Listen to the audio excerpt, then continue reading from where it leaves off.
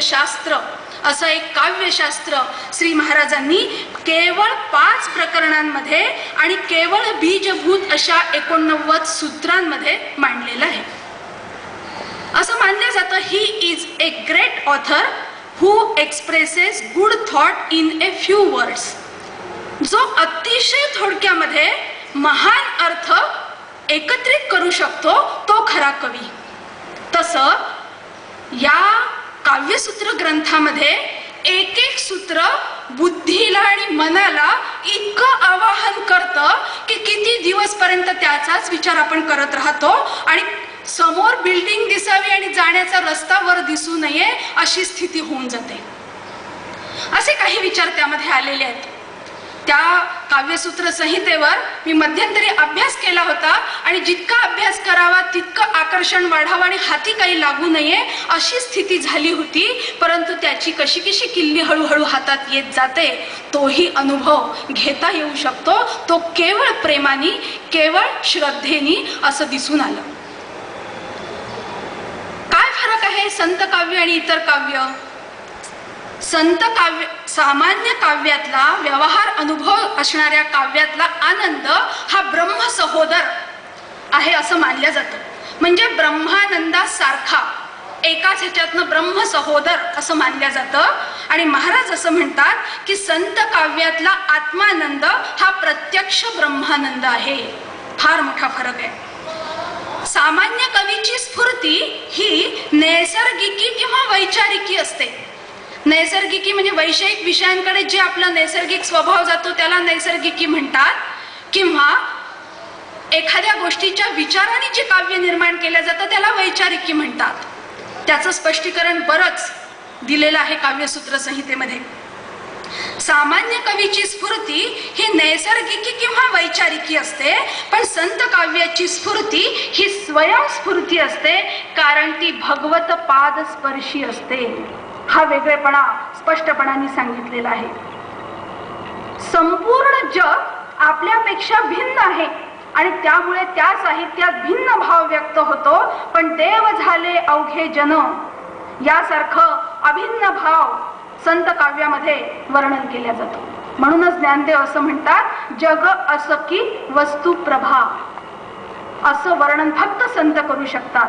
आणि अशासारखं एक छोटंसं सूत्र काव्यसूत्र संहितेत आलंय. काव्य चित्र योरैक्यम असं सूत्र आहे. किती दिवस विचार केला की काव्य आणि चित्र एक आहे असं महाराज म्हणतात. हे कसं शक्य आहे? याचा काय अर्थ होईल? काव्य आणि चित्र एक कसं? आणि मग असं लक्षात आलं की हे चित्र म्हणजे जगत सृष्टी आणि काव्य म्हणजे ते व्यक्त केल्या गेलेलं साहित्य.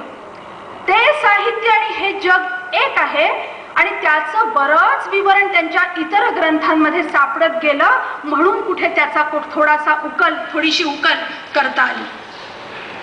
सामान्य व्यावहारिक काव्यांनी व्यवहार चिंतन घडतं, तर संत काव्याच्या ईश वर्णनाने रसिकाचं मन द्रवीभूत होतं आणि परमेश्वर आकाराचं रूप त्याला प्राप्त होतं आणि प्रत्यक्ष ब्रह्मानंद आणि ईश चिंतन घडतं. आणि म्हणून संत काव्य आणि सामान्य काव्य याच्यात अंतर आहे.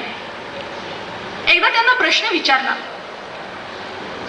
की तुम्ही तुमच्या काव्याचं काय वैशिष्ट्य सांगाल?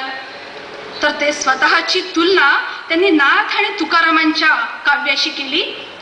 ते म्हणाले मी शब्द सामर्थ्यात नसलो तरी अर्थ प्रक्रिया करण्यामध्ये प्रबल आहे. हाच माझ्यामधला विशेष आहे. नाथ तुकारामादिकांमध्ये शब्द सामर्थ्यांपेक्षा अर्थ प्रक्रिया करण्याचाच विशेष होता. काय आहे हा अर्थ प्रक्रियेचा विषय? सकळ शब्दांचा अर्थ नारायण रस संभावन गोपीनाथ. काय दिसतं त्यांना? तुकाराम महाराज असं म्हणतात, तुका म्हणे पहा शब्दची हा देव. प्रत्येक शब्दाला देवमय करून टाकण्याचं सामर्थ्य आणि अर्थांतर करण्याची शक्ती तुकाराम महाराजांमध्ये होती. तशीच ती गुलाबराव महाराजांमध्ये होती. कारण सकळ शब्दांचा अर्थ नारायण रस संभावन गोपीनाथ असं ते म्हणतात. ज्ञानदेवांनीही म्हटलंय अहाच बोलाची वलिभ फेडीजे. शब्द म्हणजे टर्फल आहेत ते काढून टाका आणि अर्थाशी तद्रूप व्हा. अशी अर्थ प्रक्रिया करण्यामध्ये अत्यंत कुशल संत असतात हे आपल्याला दिसून येतं. गुलाबराव महाराज म्हणतात आपली जी ज्ञानेंद्रिय आहेत त्यांनी आपल्याला जे कळतं तेवढीच ज्ञान स्त्रोत नाहीत. थोडंसं अंतर्यामी पहा म्हणजे वेगळं तुम्हाला सौंदर्य दिसायला लागेल. ते असं म्हणतात इंद्रियांची मोट वळोनिया मागे हृदयात जागे रात्रंदिन. इंद्रियांची मोट वळोनिया मागे हृदयात जागे रात्रंदिन. सोडोनी वाऊगी शब्दांची चाऊटी. सोडोनी वाऊगी शब्दांची चाऊटी रामकृष्ण ओठी गात जाई. पुढे ते असं म्हणतात दुसऱ्या एका अभंगामध्ये नयनाची ज्योती आवडते जया काव्य ते कराया स्फूर्ती आम्हा. आतला अंतर्गत आनंद चैतन्य ज्योत जागृत झाली की सगळ्या जगाला वेगळी झळाळी प्राप्त होते. आणि म्हणून हा कधी कधी असं एक गल्लत होते संत काव्य आणि संत सदृश असणारं दुसरं काव्य, त्यामध्ये असणारी शृंगारिकतेची तुलना गवळणी आणि विरहिणींची केली जाते. परंतु त्यातला फरक आपण लक्षात घेतला पाहिजे. गुलाबराव महाराजांचे उत्तराधिकारी बाबाजी महाराज पंडितांनी आपल्या सद्गुरूबद्दल फार सुंदर अभंग रचलेला आहे आणि त्याच्यातून सामान्य कवी आणि महात्मा कवी यातला फरक स्पष्ट होतो. ते असं म्हणतात गंगा म्हणू नये जळ वृक्ष नोहे तो पिंपळ. हिरा नोहे गारगोटी नव्हे पिशाच्च धुर्जटी. येरा मानवा समान मानू नये संत जन. माझी ज्ञान शजा माय नोहे त्रिगुणाचे कार्य. गंगाचं पाणी जरी इतर पाण्यांसारखं असलं तरी गंगेची पवित्रता ही इतर पाण्याच्या सामान्य पाण्याच्या तुलनेमध्ये कधीही येऊ शकत नाही. हिरा म्हणजे एक दगडच असला तरी हिरा आणि गारगोटी याच्यातला फरक, त्याची मौल्यवानता आणि त्याचा चमकदारपणा आपण लक्षात घेतला पाहिजे. त्यामुळे साधेपणाने हिंडणारे संत असले तरी सुद्धा त्यांचं आत्मतत्वामधलं चिंतन, त्यांची विश्वात्मकतेची दृष्टी ही आपण लक्षात घेऊन त्यांचं वेगळेपण डोळ्यासमोर ठेवलं पाहिजे. आज ह्या ठिकाणी मी सुरुवातीलाच असं म्हटलं की हा एक ज्ञानयज्ञ आहे. ज्ञानयज्ञाची सांगता ही प्रसाद दानाने होत असते.